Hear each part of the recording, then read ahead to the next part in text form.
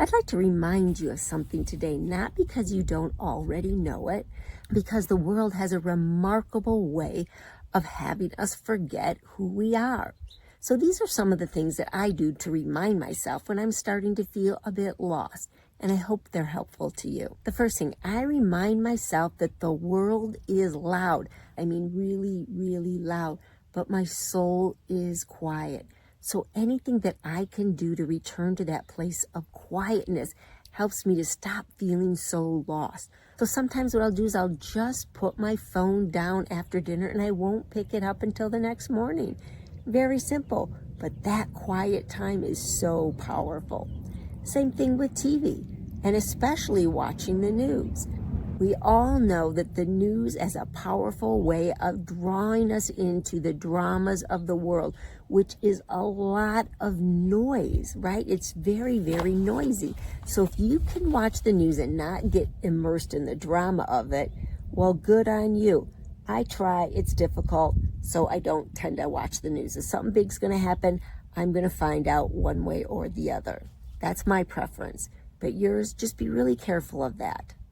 Another thing I do to really remind myself of the quietness of my soul is just to take time out in nature.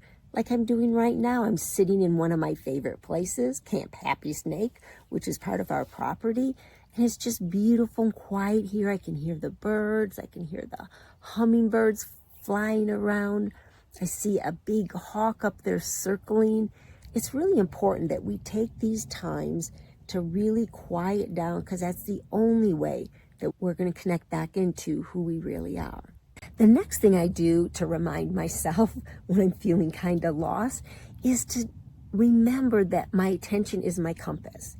In other words, what I focus on, that is where my energy is going to flow.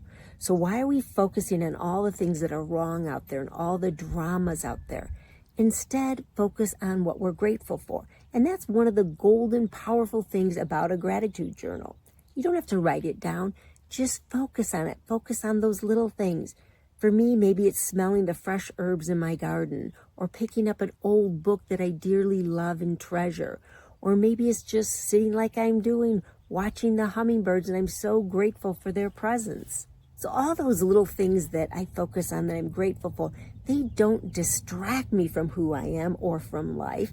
They have a beautiful, quiet way of helping me to focus back in on life and back in on who I am. The third reminder is that I am responsible for cultivating my garden. Not the world's garden, not your garden, but my garden. So if there are weeds in it, I pull them. I don't get all caught up in wondering and trying to analyze why there are weeds. If there are bugs in it, I deal with the bug situation. I don't get emotionally caught up and try arguing or debating with the bugs. My responsibility is cultivating my garden, so I do what I need to do. And that's called stewardship. So in other words, you do not have to negotiate with the people and the things around you. You need to do what you need to do to keep your garden weed-free, bug-free, so that you can grow in a beautiful, nourished place. The fourth reminder starts with acknowledging that the world is a crazy place right now, right? There's a lot of noise out there. There's a lot of drama. There's huge changes happening.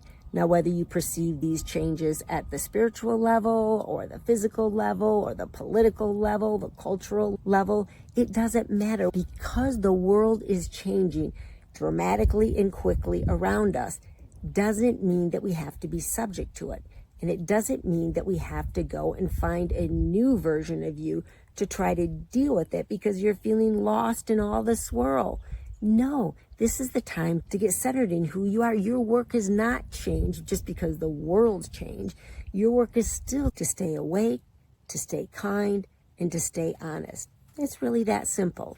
The next thing when I'm feeling a little bit lost is to remember that I didn't incarnate on this planet to have a vacation, even though there's many, many times every day that I wish I could take a vacation from it.